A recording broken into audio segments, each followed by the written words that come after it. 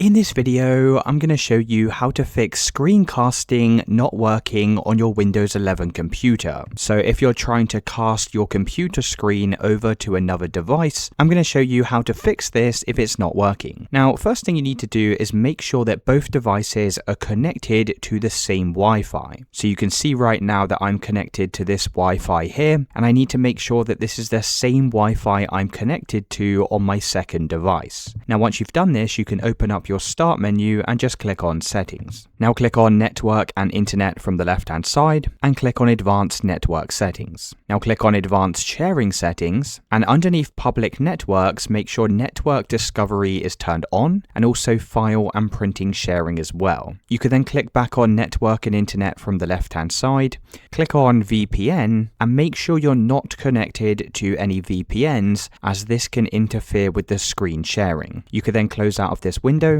open up your Start menu and search for Device Manager and click on this window. Now from here, click on the drop down arrow next to Network Adapters, and you need to go and locate your Wi-Fi adapter from the list. So mine's this one here with this kind of white icon. Now all you need to do is right click on this and click on Update Driver. Press Browse My Computer for drivers and click on Let me pick from a list of available drivers. You can then select this one here and click on Next. Now the final thing we need to do is open back up the Start menu and search for Windows Defender, and then click on Windows Defender Firewall. Now click on Allow an app or feature through Windows Defender Firewall, click on the Change Settings button, and then you'll need to scroll down this page until you see Cast to Device functionality, and make sure both private and public are ticked like this, and then you can press OK at the bottom of this page. Once you've done this, you can come back over to the casting option and you can check to see if it's now working.